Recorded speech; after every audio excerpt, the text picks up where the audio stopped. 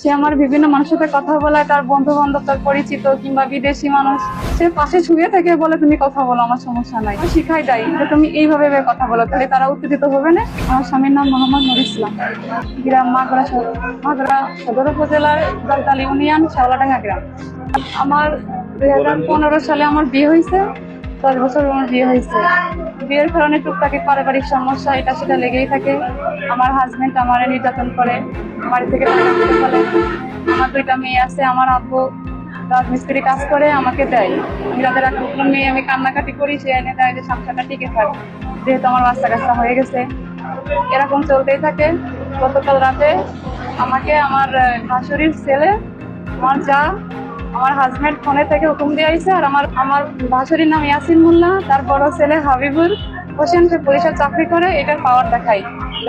আর তার ছোট ছেলের নাম সাব্বির হুসাইন, আর তার ওয়াইফ মানে আমার যা, আমার ভাসুরির ওয়াইফ যে, উনি মিলে সবাই মিলে আমার এসে মারছে, মারধর করছে। করার পরে বাড়ি থেকে আমাকে বের করে দিয়েছে রাত 9টা নাগাদ, এরকম বের করে দিয়েছে আমার 2টা মেয়ে নিয়ে। তারপরে আমি আমার বাবার বাড়ি চলে আসছি, ফোন দিয়ে আমার আব্বু আমাকে আগায় নিয়ে গেছে।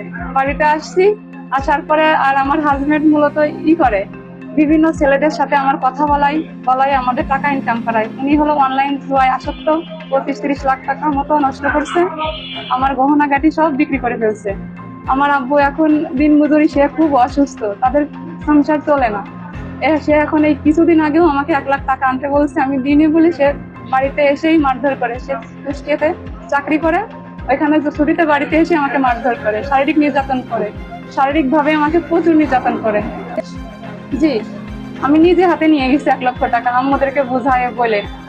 অনেক সময় মিথ্যে কথাও বলি যে আম্মু আমার এই সংসারে এই টাকা লাগবে, আমার জামাই চাকরি হচ্ছে না, কিংবা চাকরির এখানে টাকা লাগবে, এগুলো দাও। আমি মিথ্যা কথা বলে অনেক সময় আমার তাদের থেকে টাকা নিয়ে। 5 বছর আমার বিয়ে হয়েছে, আমার আব্বুর কাছে মনে হয় এখনো নিজের থেকে যে ভালো আছেন আব্বু, এই কথাটা এখনো সে ফোন দিয়ে শুনে নিয়ে আস পর্যন্ত। টাকা দেবে কিভাবে?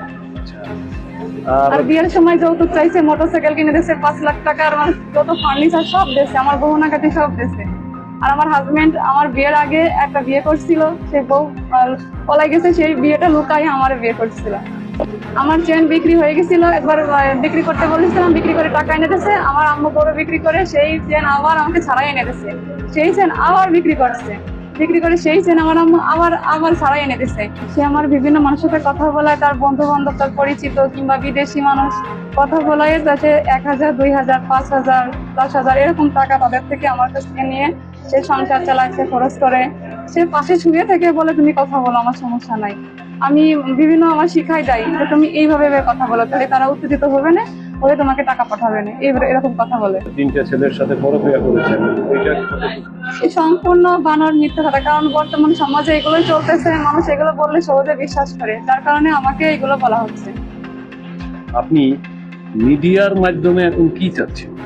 মিডিয়ার মাধ্যমে আমি তো সংসার করতে চাইছিলাম, আমি এখন ধৈর্যের বাদ ভেঙে গেছে। আমাকে শুধু আজকালকে নতুন না, এর আগে ওর ভাসতেদের, ওর ভাস্তি, ভাবি, ভাই সবাই মিলে, ওর মা বাপ পর্যন্ত আমাকে মারধর করছে, কিন্তু এর কোনো প্রতিবাদ করে না।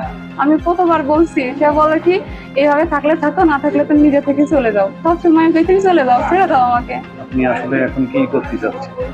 আমি সংসার করতে চাই। এখন সেইভাবে থাকলে তো আমি সংসার করতে পারবো না এখানে। আপনি সংসার করতে চাচ্ছেন, কিন্তু সেটা আপনার মতটা কি? আমার মতটা, আমি সংসার করতে চাচ্ছি, কিন্তু আবার ভেবে দেখলাম যে এখানে আমি আর থাকতে পারবো না, মনে হয় আমার বাচ্চা দুটো নিয়ে আমি সেপারেশনে থাকতে চাই। তার থেকে আমি কোনোভাবে আর তার সাথে মানায় নিতে পারতেছি না, কোনোভাবে না। আর আমি তাকে থাকতে গেলে এরকম প্রতিনিয়ত টাকা এনে দিতে হবে, তাহলে আমি ভালো। মূলত হচ্ছে টাকা, জি, টাকা না দিতে পারলে আমি ভালো না। হ্যাঁ, বিভিন্ন আমাকে লোভ লালসা দেখায়, তুমি টাকা নিয়ে আসো, এগুলো সেগুলো, বিভিন্ন বলে, বিভিন্ন নোংরা কথা বলে আমার দিয়ে, বিভিন্ন রকম। যখন টাকা না এনে দিই তখন এগুলো বলে, টাকা এনে দিলে তখন আমি একদম ভালো। আচ্ছা।